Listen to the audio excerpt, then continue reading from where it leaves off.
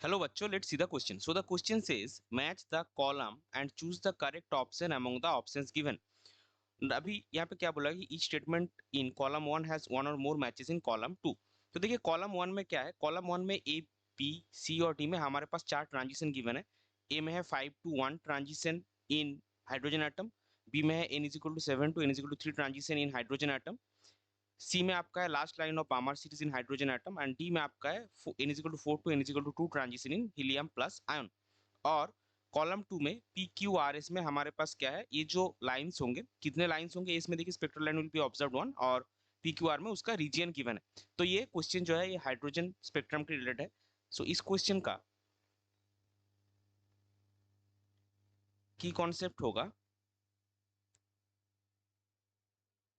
Hydrogen spectrum.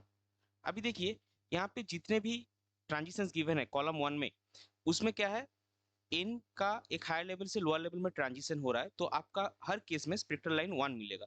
So in all the given transitions in column 1 observed spectral line will be 1, क्योंकि एक ही transition हो रहा है. इसका रिजल्ट क्या आएगा, हेंस एस ऑफ, एक कॉलम 2 के एस में देखिए spectral line will B observed 1, hence S of column 2 will be common for all the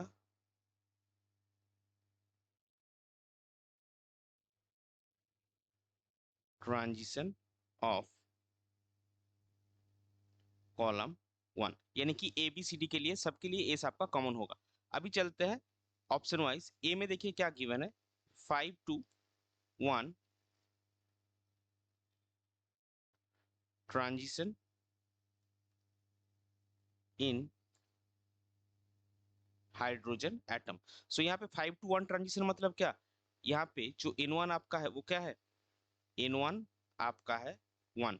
तो ये किस सीरीज में आता है, अगर आपका N1 1 आएगा तो ये आपका लीमेन सीरीज में आएगा.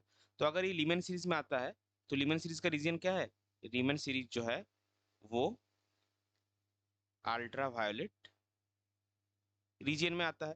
और spectral line will be in ultraviolet region column 2 के, अल्ट्रावायोलेट रीजन कॉलम 2 के आर में है. तो ए के साथ आपका क्या मैच करेगा, ए के साथ आपका मैच करेगा आर और एस, क्योंकि एस सबके लिए कॉमन है.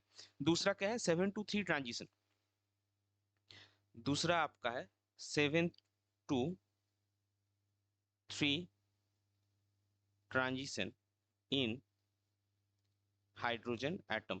सो यहाँ पे N1 का वैल्यू क्या है, N1 आपका 3 है. तो N1 अगर आपका 3 है तो ये कौन सा सीरीज में आएगा, ये पैशन सीरीज में आएगा. और इसका जो रीजन होगा वो होगा इंफ्रारेड या फिर आईआर रीजन, जो कि कॉलम 2 में देखिए आपका ऑप्शन पी में है, the spectral line in IR region. तो बी के साथ आपका क्या मैच करेगा, बी के साथ आपका मैच करेगा पी और एस, क्योंकि n is equal to 7 to n is equal to 3 एक ही ट्रांजिशन हो रहा है तो आपको एक ही लाइन मिलेगा.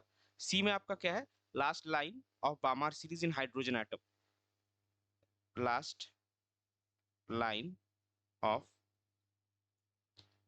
बामार series in hydrogen atom, Balmer series of hydrogen atom. तो यहाँ पे हमको बामार सीरीज बोला ही गया है, तो बामार सीरीज कौन से रेंज में आता है, बामार सीरीज आपका विजिबल रेंज में आता है. तो विजिबल रेंज में अगर आएगा तो spectral line will be in visible region, Q column 2 के क्यू में है तो सी के साथ आपका मैच करेगा क्यू और एस.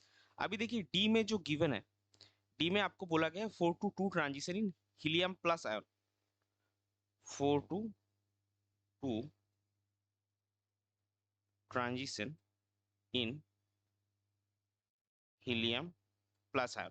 तो इसका जो लैम्डा होगा या फिर वेवलेंथ होगा, उसका जो फॉर्मूला होता है वो होता है are H into Z square by 1/n1² minus 1/n2²। तो यहाँ पे n1 आपका क्या है 2, n2 आपका 4 है, और जेड हीलियम के लिए आपका, अगर हम ऐसे लिखे जेड हीलियम प्लस, तो ये आपका 2 होगा। अभी यहाँ पे n1 = 2 है, इसका मतलब आप इसको बामर सीरीज में नहीं डाल सकते। इसका जो ये वेवलेंथ का फॉर्मूला है, ये हाइड्रोजन के साथ, किस हाइड्रोजन का कौन से ट्रांजिशन के साथ मैच करता है वो हमको देखना होगा। उस हिसाब से आप उसको हाइड्रोजन स्पेक्ट्रम की सीरीज में डालेंगे। तो इसका अगर हम कैलकुलेट करेंगे तो 1/λ इज इक्वल टू हमारा आएगा आर एच और जेड स्क्वायर यानी कि 2² इंटू 1/2² माइनस 1/4²। तो इसका वैल्यू आएगा are H into 4 into 1/4 minus 1/16, यानी कि आर एच इंटू 4 इंटू ये आपका आएगा 12/16। सो अगर, सॉरी, ये आपका आएगा 3/16, तो यहाँ पे आप इसको करिए, ये आपका आएगा 4। सो यहाँ पे वैल्यू आता है 1/λ का 3 RH/4, and this value of lambda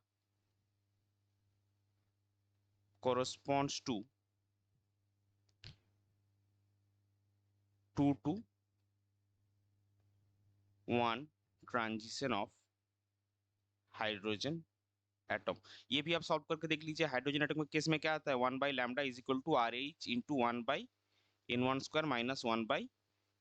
Z square is equal to 1 आता है, हाइड्रोजन का जेड 1 होता है, Z square is equal to 1। इसीलिए हम हाइड्रोजन के केस में, हाइड्रोजन एटम के स्पेक्ट्रा के केस में डायरेक्ट ये फॉर्मूला यूज करते हैं। So R H is equal to n1 आपका क्या है, आर एच इंटू n1 आपका 1 है, 1² minus 1/2² is equal to R H into 1 minus 1/4, 1/1² आपका 1 आएगा, इज इक्वल टू 3RH/4। तो ये जो वैल्यू निकला ये भी सेम है हीलियम के केस में। तो इसके लिए हम क्या लिख सकते हैं, therefore 4 to 2 transition in helium plus ion is equivalent to 2 to 1 transition in hydrogen atom. सो ये जो 2 to 1 ट्रांजिशन हुआ, ये आपका किस में आता है, ये आपका लीमैन सीरीज में आता है, जो कि अल्ट्रावायोलेट यानी कि यूवी रीजन में आता है। तो यूवी रीजन कौन सा है, ऑप्शन कॉलम 2 के आपका आर में है, और स्पेक्ट्रल लाइन भी यहाँ पे 1 ही होगा।